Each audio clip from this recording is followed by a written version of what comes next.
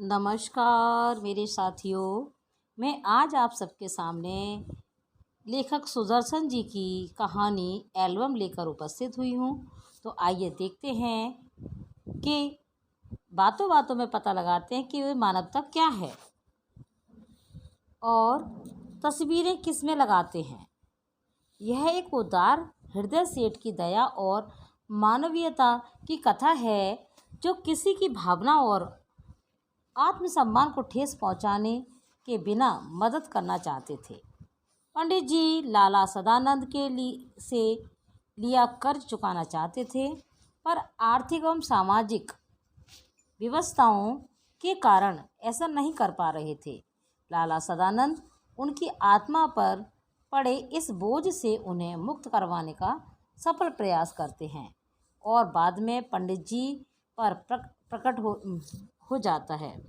इस कथा में मानवीय भावनाओं की बारीकियों को सुदर्शन जी ने बड़ी ही खूबी से उजागर किया है। तो देखते हैं लेखक सुदर्शन जी की कहानी एल्बम। पंडित सादीराम ने ठंडी आह भरी और सोचने लगे, क्या यह ऋण कभी सिर से न उतरेगा। वे गरीब थे, परंतु दिल के बुरे नहीं थे। वे चाहते थे कि जिस तरह भी हो अपने यजमान लाला सदानंद का रुपया अदा कर दें। उनके लिए एक एक पैसा मोहर के बराबर था। अपना पेट काट कर बचाते थे, मगर जब 4 पैसे जमा हो जाते तो कोई न कोई ऐसा खर्च निकल आता था जिससे सारा रुपया उड़ जाता। सादीराम के हृदय पर बर्छियाँ चल जाती थीं, मगर वे कुछ न कर सकते थे। इस तरह कई साल बीत गए। सादीराम ने पैसा बचाकर 80 रुपये जोड़ लिए। उन्हें लाला सदानंद के 500 रुपये देने थे। उनका लड़का लगातार 4 महीने बीमार रहा। पैसा करके बचाए हुए रुपए दवा में उड़ गए। पंडित सादीराम ने सिर पीट लिया। अब चारों ओर फिर अंधेरा था।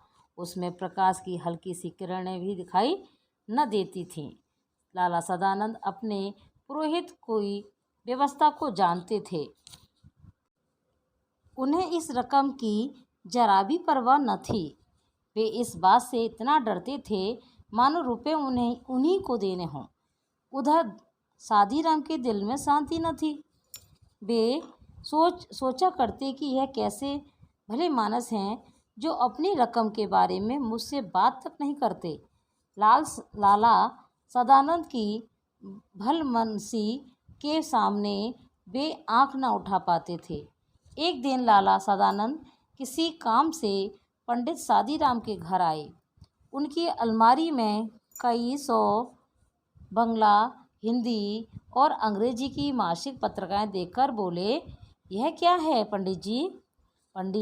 पंडित सादीराम ने उत्तर दिया, पुरानी पत्रिकाएं हैं। बड़े भाई को पढ़ने का शौक था, वही ये पत्रिकाएं मंगवाते थे।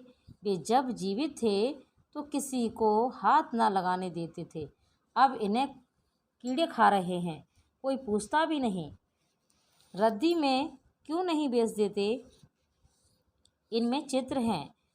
जब कभी बच्चे रोने लगते हैं तो एक आध निकाल कर दे देता हूँ, बच्चों का दिल बहल जाता है। लाला सदानंद ने आगे बढ़कर कहा, दो जरा देखें कैसे चित्र हैं।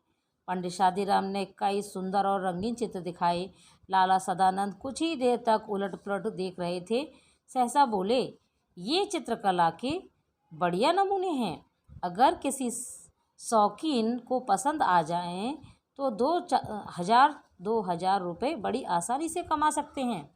पंडित सादीराम ने एक ठंडी सांस भरकर कहा, ऐसे भाग्य होते तो धक्के ना खाता फिरता।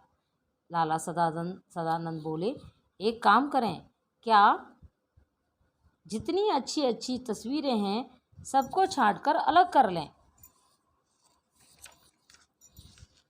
बहुत अच्छा, जब यह कर चुके तो मुझे कहलवा दें। आप क्या करोगे? मैं इसका एल्बम बनाऊंगा और आपकी तरफ से विज्ञापन दे दूंगा। हो सकता है ये विज्ञापन किसी शौकीन के हाथ पड़ जाए और आप 2-4 पैसे कमा लें। तस्वीर बहुत बढ़िया है। पंडित शादीराम को यह आशा न थी कि कोयले की खान में हीरा मिल जाएगा। घोर निराशा से सभी द्वार बंद कर दिए थे।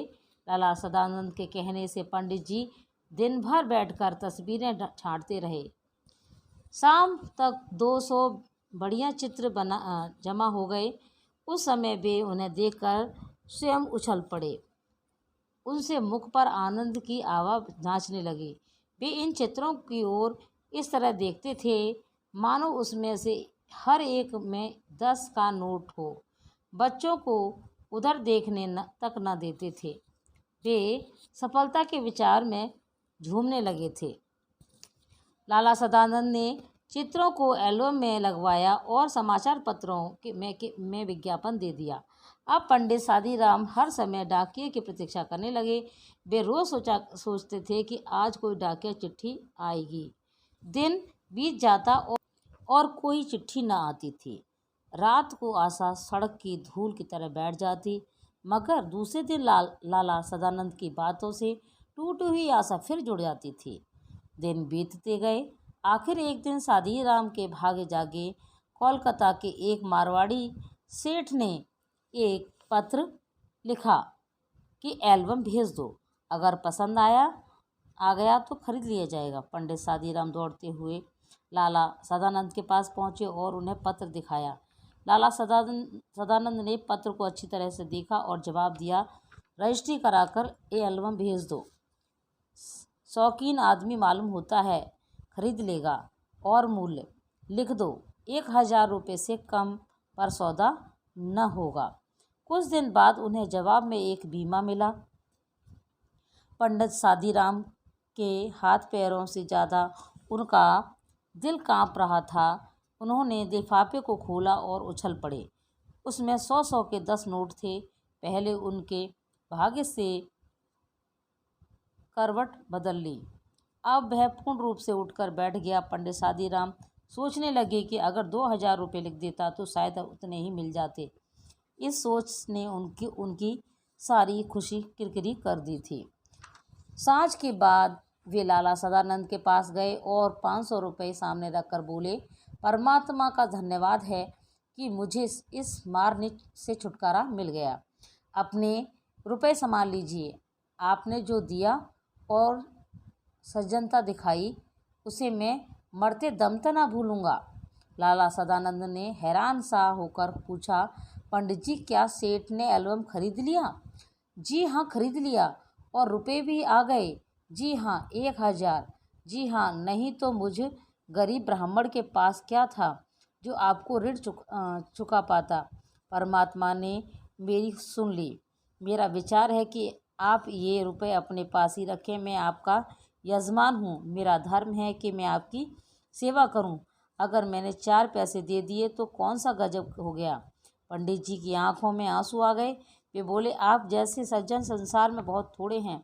परमात्मा आपको चिरंजीवी रखे। मगर अब मैं ये रुपए न लूँगा। इतने वर्ष आपने मांगे तक नहीं। मुझे आज हल्का होने दीजिए। लाला सदानंद ने चुपचाप रुपए रख लिए और मनुष्य रुपए देकर भी प्रसन्न हो सकता है, इसका अनुभव उन्हें पहली बार हुआ था। यानी पहले ऐसे लेने के लिए तो सभी प्रसन्न होते हैं, पर देने पर इतनी प्रसन्नता होती है, ये उनको पहले ही महसूस हुआ। 6 महीने बीत गए। लाला सदानंद बीमार थे। पंडित शादीराम उनके लिए रात दिन माला फेरा करते थे। एक दिन लाला सदानंद चारपाई पर लेटे थे। पास पड़ी चौकी पर पंडित शादीराम बैठे रोगी को भगवत गीता सुना रहे थे। एकाएक लाला सदानंद बेसुध हो गए। पंडित जी ने गीता छोड़ दी और उनके सिरहाने बैठ गए। स्त्री गर्म दूध लेने के लिए बाहर दौड़ी और माँ घबराकर बेटे को आवाज़ देने लगी। उसी समय पंडित जी को रोगी के सिरहाने के नीचे कोई चुभती हुई चीज़ जान पड़ी। उन्होंने नीचे हाथ डालकर देखा तो उनके आश्चर्य की सीमा न रही। वह सत्य चीज़ वह एल्बम ही थी जिसे किसी सेठ ने नहीं बल्कि स्वयं लाला सदानंद ने खरीद लिया था। पंडित सादीराम इस विचार से बहुत प्रसन्न थे। उन्होंने सदानंद का ऋण उतार दिया है, मगर यह जानकर उनके हृदय को चोट सी लगी कि ऋण उतारा नहीं बल्कि पहले से दुगना हो गया। उन्होंने एक ठंडी सांस भरी। कुछ देर बाद लाला सदानंद को होश आया। उन्होंने पंडित जी से एल्बम छीन लिया, धीरे से कहा, यह एल्बम अब मैंने सेठ साहब से मंगवा लिया है।